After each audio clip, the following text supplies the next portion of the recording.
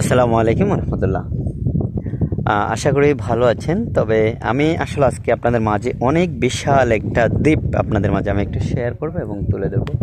তো আসলে আমাদের পূর্ব বাড়ি যেটা হলো আমাদের 2008-এ আটের আগে, সরি 2006-এ আমাদের ভাড়েঘর মেঘনার কবলে হারিয়ে ফেলেছি।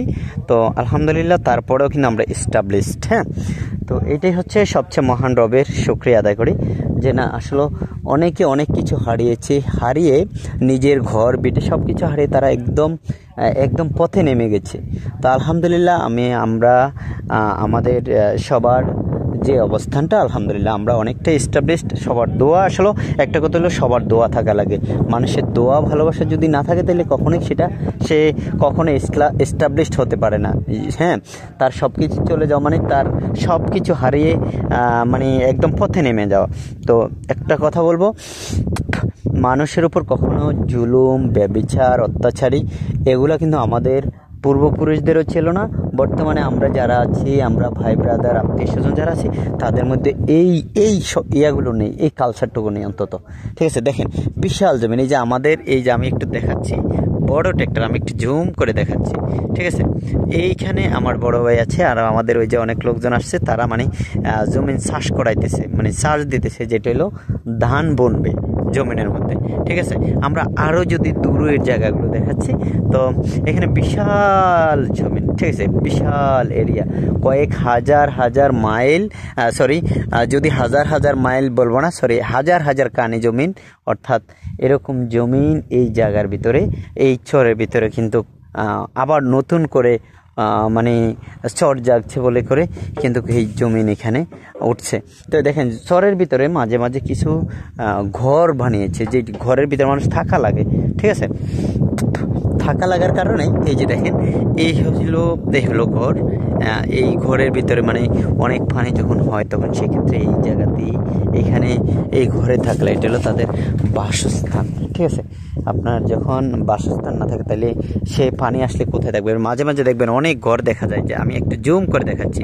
ঠিক আছে, এই হচ্ছে ঘর দেখা যায়, এই একটা ঘর দেখা যায়, আবার ওই একটা ঘর দেখা যায়, আবার এইভাবে অনেক ঘর দেখা। এই যে দূরে যেগুলো দেখা যাচ্ছে এগুলো হচ্ছে ঘর। এই যে দেখেন এই ঘরগুলো কিন্তু মানে মানুষের যেগুলো থাকার জন্য। আবার আরও দূরে যদি একটু দেখেন গরু মহিষ একদম অনেক। তো আমি আসলে পানির কারণে ওইভাবে ওইদিকে যাইতে পারিনি, সেজন্য আমি ওই জায়গাটাও কিন্তু আপনাদের সাথে ভালোভাবে দেখাতে পারিনি। আমি আবার দেখাতেছি এটি হচ্ছে মেঘনা নদী। তো মেঘনা নদী এই যে দেখেন এগুলো কিন্তু জমিন চাষাবাদ হচ্ছে, আবাদ করতেছে মানুষ, যেটা হচ্ছে মানে মোট কথা হলো এই জমিনে চাষ করার উপযোগী, যেটা হলো সেটা মানে তিন সিজন চাষ করা সম্ভব হয়নি। হ্যাঁ, সিজনে 2বার করা সম্ভব হয়, যেটা হলো মানে এখন ধান লাগাবে, যেটা হলো ধান লাগানোর পরে মানে যখন সিজনে শুধু ধানগুলো করতে পারে, আর কিছুদিন পরে আপনার সোয়াবিন লাগাইতে পারে, যেটা হলো কিছুদিন পরে না। আবার যখন পৌষ মাঘ মাসের ভিতরে সোয়াবিন লাগাবে। ঠিক আছে, আর হচ্ছে নদী দেখেন। তো এই হচ্ছে আমার আজকের ছোট্ট ব্লগটা। যদি আপনাদের কাছে কেমন লাগছে আমি জানি না, তবে অবশ্যই যারা যেখান থেকে ছোট্ট ভিডিওটা দেখছেন অবশ্যই ভিডিওটি লাইক কমেন্ট শেয়ার করবেন। আমাদের আজকের এই ছোট্ট ব্লগটা নিয়ে আপনাদের মাঝে একটু শেয়ার করলাম। চরের যে সম্পত্তি সেই সম্পত্তিগুলো আমার পূর্বপুরুষ, আমার বাপদাদার যে সম্পত্তি, আমি সেগুলো আপনাদের সাথে একটু ঘুরিয়ে দেখানোর চেষ্টা করলাম। তো কেমন লাগলো সেটা অবশ্যই কমেন্ট করে জানাবেন। আশা করি আপনাদের কাছে হয়তোবা ভালোই লাগতে পারে। এত বিশাল চর, যেখানে কোনো বাড়িঘর নেই, যেদিকে যাবেন সেদিকে আপনি হাঁটতে আপনার অবস্থা শেষ। যেটা হলো রাস্তা নেই, ঘাট নেই, পথ নেই, কোনো কিছু নেই। কিন্তু আমি কতক্ষণ মাটির ভিতরে হেঁটে কিন্তু আমারও অবস্থানটা একেবারেই মানে পা কোমর ব্যথা হয়ে গেছে হাঁটতে, এমন একটা অবস্থান হয়ে গেছে।